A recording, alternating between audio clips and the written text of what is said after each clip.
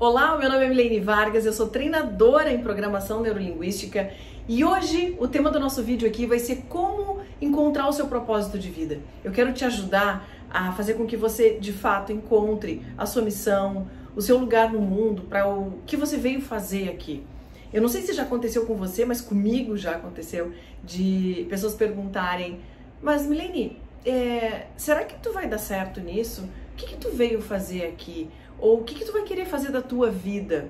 E quando a gente não tem resposta pronta, uma resposta já elaborada, pensada para isso, é muito angustiante. É muito angustiante também quando a gente vê a vida das pessoas aqui nas redes sociais, que são perfeitas, que elas são felizes naquilo que elas fazem, elas são plenamente realizadas, que elas encontraram seu lugar no mundo, e a gente olha para a nossa vida de uma forma insatisfeita. Meu Deus do céu, eu tô muito triste fazendo o que eu tô fazendo, eu não aguento mais esse trabalho, eu não aguento mais fazer o que eu faço, eu não aguento mais correr atrás, eu não encontrei ainda o meu lugar no mundo, são tantas opções. De fato, hoje, no mundo em que vivemos, nós vivemos felizmente uma infinitude de opções de coisas não só para ganhar dinheiro, mas que possa também realizar e se realizar a partir daquilo que a gente faz. É muito angustiante quando a gente não vive o nosso propósito de vida, e esse vídeo tem essa missão de te ajudar e te auxiliar na busca desse propósito. Eu vou contar um pouquinho aqui da minha história, de como eu fiz para encontrar o meu propósito de vida. Eu jamais me imaginava, alguns anos atrás, trabalhando no desenvolvimento humano, trabalhando com a programação neurolinguística, com a hipnose, com técnicas fantásticas, incríveis de desenvolvimento humano, e aí sim eu encontrei o meu lugar ajudando as pessoas inclusive a encontrarem a sua missão, como eu faço nesse vídeo aqui agora. Existe uma técnica para isso, inclusive, que você pode usá-la, caso você entenda que seja necessário, que é o Ikigai, e eu vou falar a respeito dela um pouquinho mais adiante. Mas antes disso eu quero contar um pouco da minha história e dizer principalmente que encontrar o nosso propósito de vida não acontece da noite para o dia. É um processo de desenvolvimento de si próprio para encontrar o seu lugar, para que a gente atinja realmente objetivos que a gente deseja, metas que a gente tem vontade de atingir. O caminho principal é quem precisamos ser ao longo dessa jornada, quem precisamos nos tornar para chegarmos até lá. Não é um processo rápido, é um processo de transformação, muitas vezes de olhar profundo, e muitas vezes esse olhar profundo pode ser doloroso, como foi inclusive o meu caso. Para quem não conhece a minha história, eu trabalhava na indústria gráfica durante 18 anos e posso dizer que um bom tempo da minha vida, dentro desses 18 anos, eu realmente fui feliz e eu gostava daquilo que eu fazia. Eu me realizava. Mas chegou num determinado ponto em que o mercado foi mudando, o mercado foi se transformando, e aquele trabalho que um dia foi prazeroso passou a não mais ser. E o que acontece quando a gente começa a perceber que não está mais feliz no trabalho que a gente está realizando? Sabe aquela dor no estômago no domingo, final de tarde, quando a gente começa a lembrar e se dar conta de que tem uma segunda-feira pela frente e que tem uma semana inteira pela frente, que a gente já começa a ficar angustiado, que a gente já começa a pensar nos problemas e a gente já começa a viver um mal-estar em relação àquilo que a gente sabe que vai ter que fazer na semana que se inicia em breve. Eu vivi durante muito tempo assim. E afirmo para você, é uma das piores sensações que a gente pode experimentar na vida, porque a gente não sabe nem quando isso vai terminar e, o que é pior, nem como fazer para fazer essa transformação acontecer de uma forma saudável, inclusive na vida da gente, porque precisamos do trabalho para garantir o nosso sustento, para garantir o sustento da nossa família. É do trabalho que a gente vive, através do trabalho que também a gente se realiza, é através do trabalho que a gente conquista, que a gente viaja, que a gente compra a nossa comida, a nossa roupa, nosso carro, nosso apartamento, enfim. É através do nosso trabalho que a gente garante o nosso sustento. E quando existe uma ideia na nossa mente que passa pela nossa cabeça de perder aquele trabalho, ou mesmo de querer abrir mão daquele trabalho de alguma forma, bate um verdadeiro pavor, porque a gente não sabe qual vai ser o próximo passo, qual vai ser a minha atitude em relação a isso. E eu comecei a viver um determinado momento dores físicas que começaram a me trazer muito mal-estar. E muitas vezes, e no meu caso foi assim, a gente não tem nem clareza do que realmente está acontecendo, porque às vezes a gente pode achar que é algum problema no casamento, a gente pode achar que é algum problema na família, a gente pode achar que realmente é algum colega de trabalho ou que é algum cliente. A gente não tem de uma forma clara a nossa ideia em relação a isso que está acontecendo. E isso atrapalha ainda mais, porque quando eu não sei exatamente onde está o problema, eu não consigo consertar, eu não consigo corrigir onde esse problema está. E no meu caso, as coisas foram se acumulando, se agravando, e eu ficando cada vez e me tornando cada vez mais infeliz naquilo que eu fazia. Chegou num determinado ponto que eu realmente explodi e eu não aguentei mais viver aquela situação. Foi quando eu, final de 2012, dezembro de 2012, então eu literalmente me demiti e pedi para sair do negócio em que eu estava, sendo que eu era sócia ainda desse negócio, dessa gráfica. E isso acabou me trazendo muitos problemas, até porque não foi uma troca de carreira ou uma construção de carreira planejada, foi realmente em cima de um ímpeto, em cima de algo que vinha há anos me deixando insatisfeita. E esse aqui é principalmente o recado que eu quero deixar nesse vídeo, para que você perceba que se você não está satisfeito dentro daquilo que você está fazendo no seu trabalho, acenda esse sinal de alerta e olhe para isso o mais rápido possível, para que você não vá procrastinando, deixando para depois, fingindo que não está vendo, pelo medo de tomar uma atitude, porque quando essa conta vier, talvez essa conta seja alta demais para ser paga. E de uma forma ou outra, a gente acaba assim tendo que pagar por essa conta.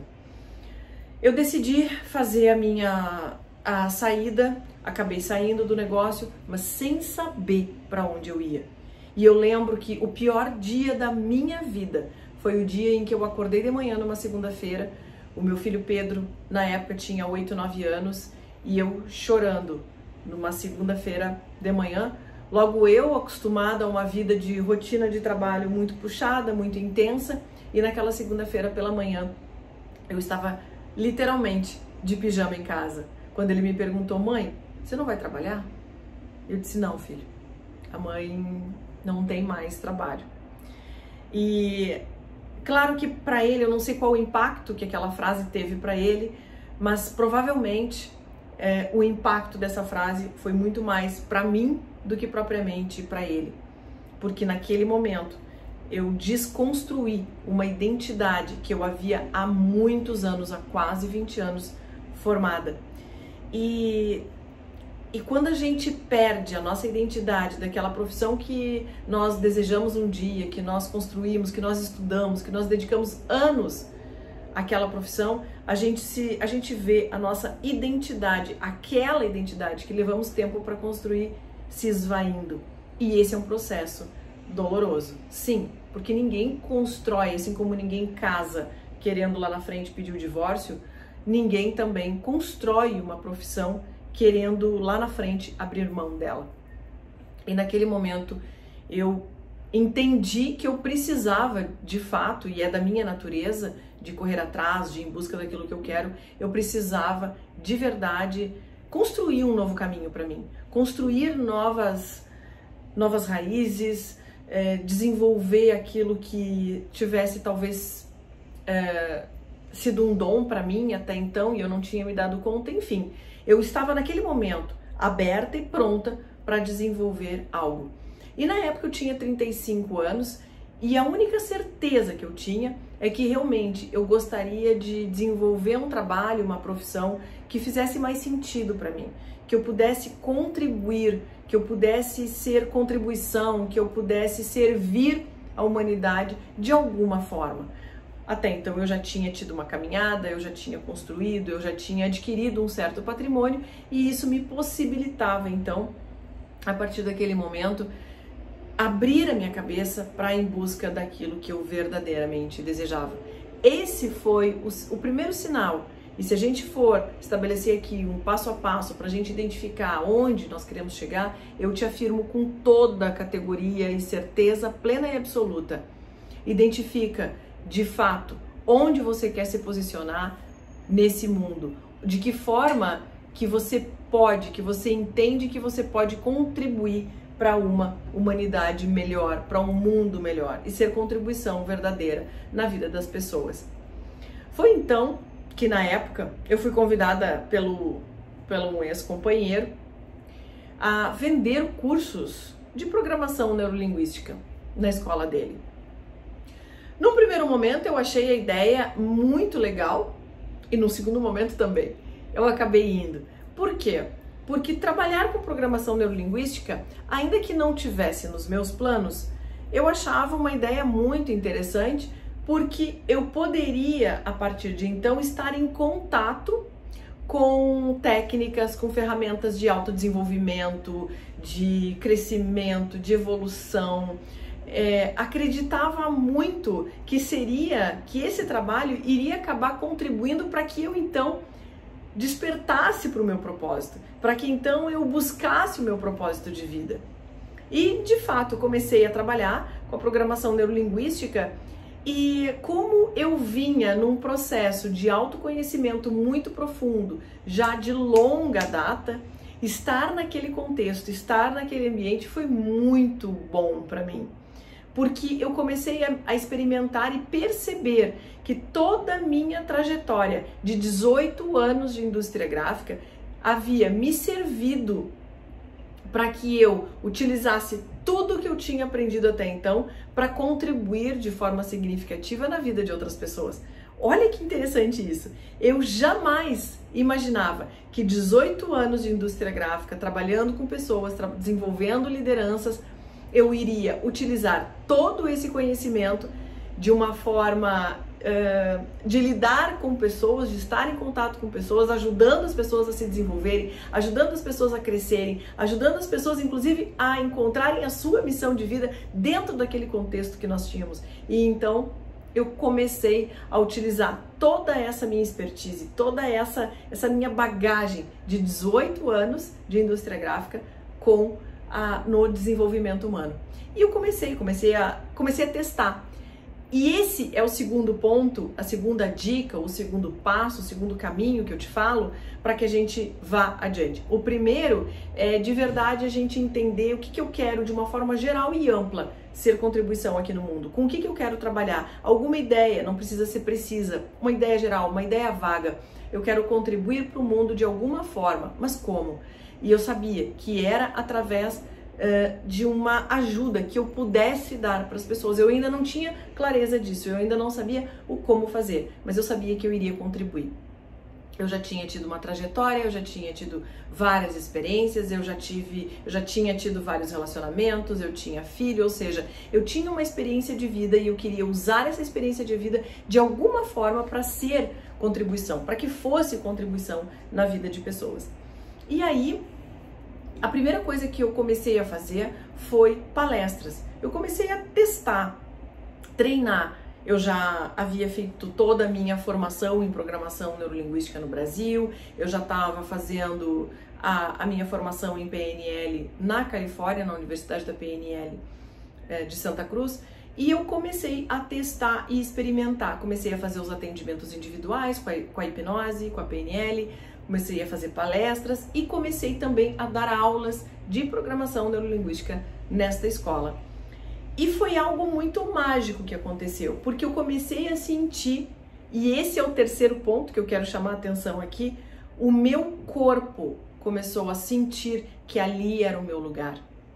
Que fazer, não necessariamente aquele local, que depois eu vinha ficar muito desconfortável naquele ambiente por diversas outras razões que não vem ao caso nesse vídeo aqui.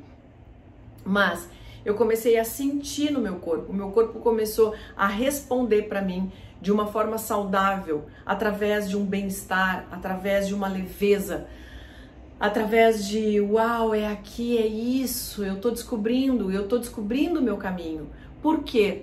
Porque eu me permiti experimentar, eu me permiti entrar em ação E é isso que eu quero reforçar aqui. Descobrir o nosso propósito de vida pressupõe entrar em ação, eu começar a me desenvolver, a ser a pessoa que eu preciso ser para atingir algo. Existe uma ideia muito fantasiosa, sim, no mundo, que as pessoas acreditam que buscar o seu propósito de vida é simplesmente acabar com a fome no mundo, ou acabar com a fome das crianças na África, ou acabar com a fome mundial, ou lutar pelo movimento dos negros, ou lutar pelo movimento das mulheres.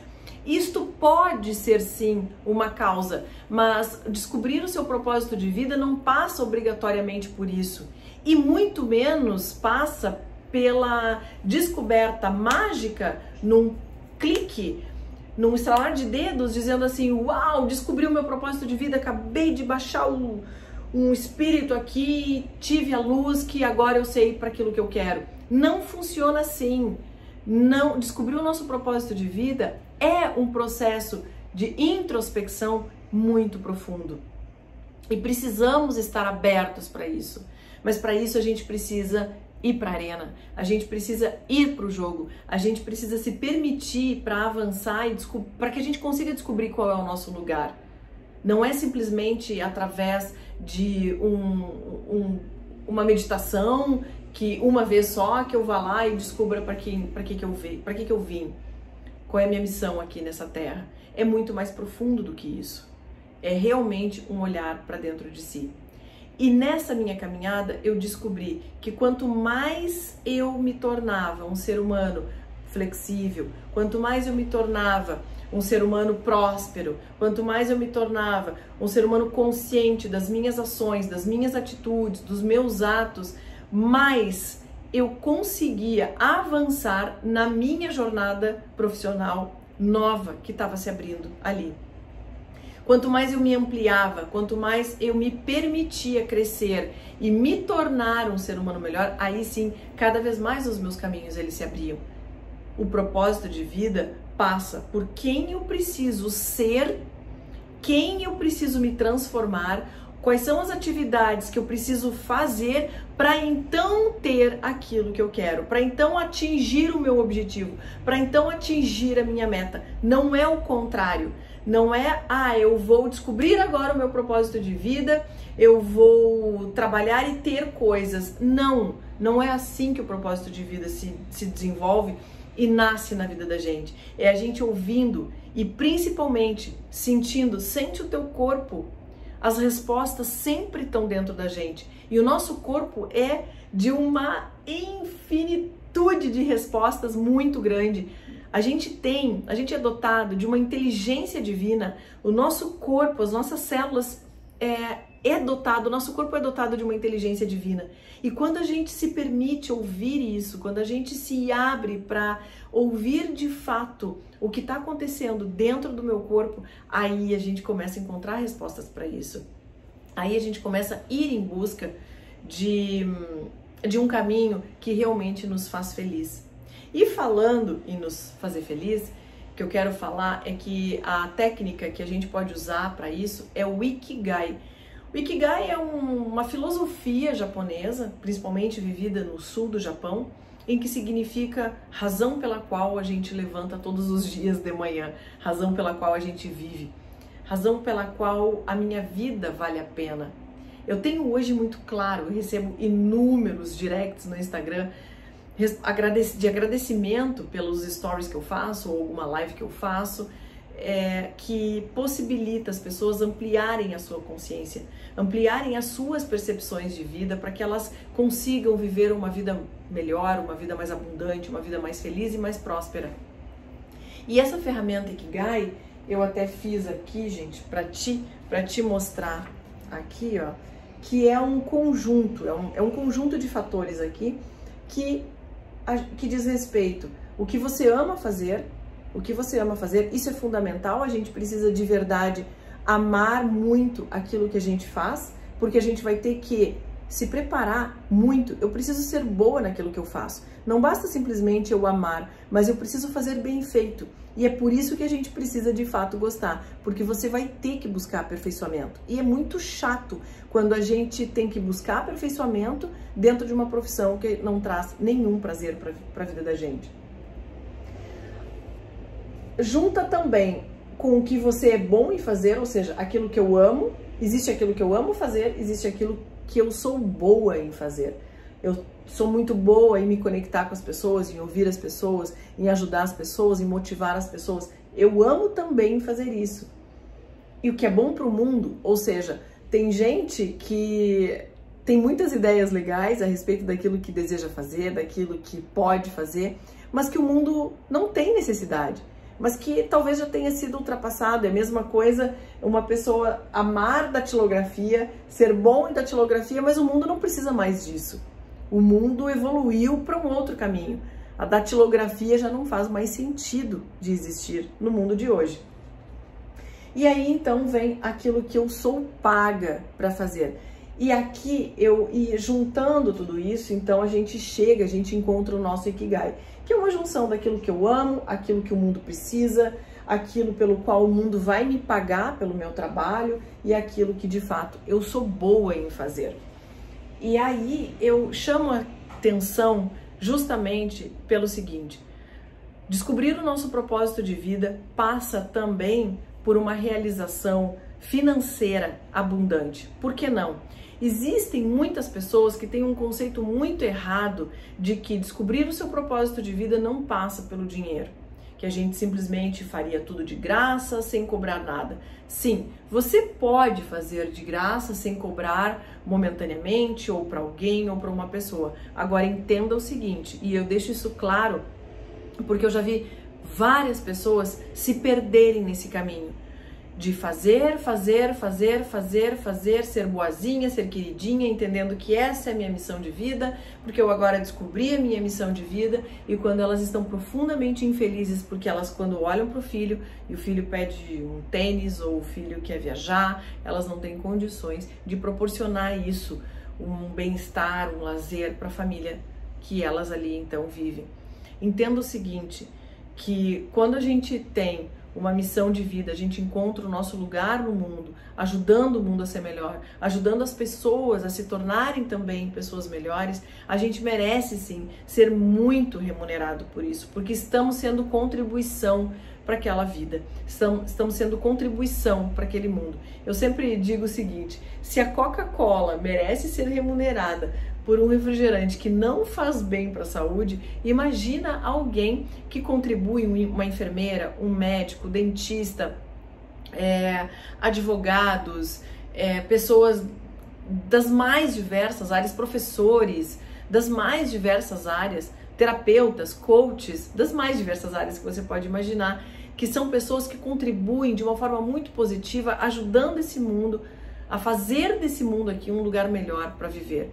Então, é óbvio que pessoas que desempenham um trabalho bacana, legal, importante, realmente precisam ser remuneradas, devem ser remuneradas por isso, até porque quanto mais dinheiro nós temos, melhor nós podemos nos qualificar. Livros custam dinheiro, cursos custam dinheiro, e quanto mais eu invisto em mim, melhor eu me torno. Então, mais riqueza eu gero para mim mesma e mais contribuição também estarei sendo para o mundo. Percebe que é um ciclo que vai se alimentando. Quanto mais eu recebo de riqueza, de dinheiro das pessoas, mais capaz eu me torno, mais potência eu me torno, mais condições eu tenho de investir no meu trabalho. E quanto mais eu invisto em mim, melhor eu me torno, mais eu cresço, e aí eu consigo mais ainda ser contribuição na vida das pessoas que buscam o meu trabalho. Então, o que eu quero deixar claro para você aqui é que encontre a sua missão de vida. E exemplos de missão de vida, simplesmente existem mulheres, existem mães que dedicam a sua vida cuidando dos seus filhos e cuidando da família.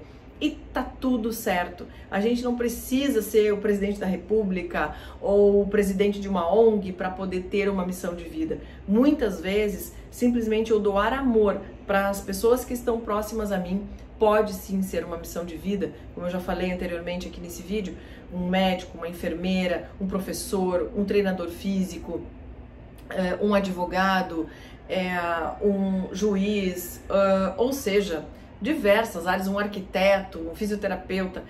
Todas as profissões fazem parte de uma filosofia de vida, de uma missão de vida. O importante é a gente estar feliz.